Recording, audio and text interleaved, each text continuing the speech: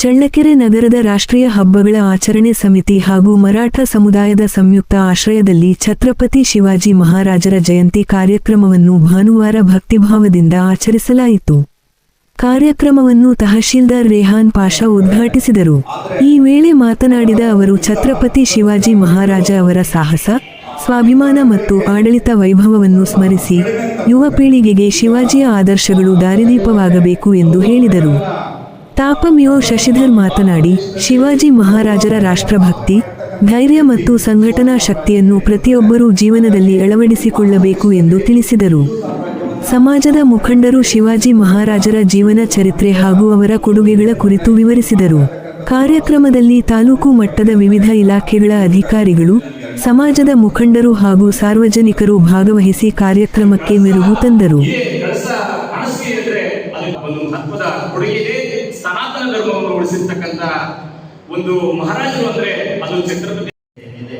ಅದರಲ್ಲಿ ಅವರ ಹೋರಾಟ ಕಂಡುಬರುತ್ತಿದೆ. ಆನಂತರ ಅವರು ಹಿಂದೂ ಸಾಮ್ರಾಜ್ಯವನ್ನು ಕಟ್ಟಬೇಕು ಅಂತಕ್ಕಂಥದ್ದು ಅವರು ಒಂದು ಮಹಾದಾಸ. ಹಿಂದೂ ಸ್ವರಾಜ್ಯವನ್ನು ಕಟ್ಟಬೇಕು ಅಂತಕ್ಕಂಥ ಒಂದು ಮಹಾದಾಸೆಯಿಂದ ಅವರು ಆಡಳಿತವನ್ನು ನಡೆಸ್ತಾರೆ.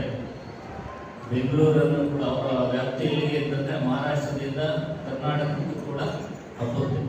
ಬೆಂಗಳೂರು ಮತ್ತು ಚಿತ್ರದುರ್ಗದಲ್ಲೂ ಕೂಡ ಒಂದು ಪ್ರತೀಕ ಇದೆ.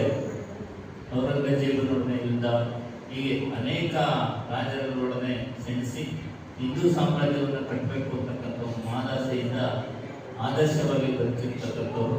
ಮುಖ್ಯವಾಗಿ ಅವರು ಅನುಸರಿಸಿಕೊಂಡಂಥ ಗೊರಿಲ್ಲಾ ಯುದ್ಧ ಅದು ಇತಿಹಾಸದಲ್ಲಿ ಒಂದು ಪ್ರಸಿದ್ಧವಾಗಿರ್ತಕ್ಕಂಥದ್ದು. ಮತ್ತು ಪ್ರಬಲವಾಗಿ ಅವರು ನೌಕಾಪಡೆಯನ್ನು ಕಟ್ತಾರೆ.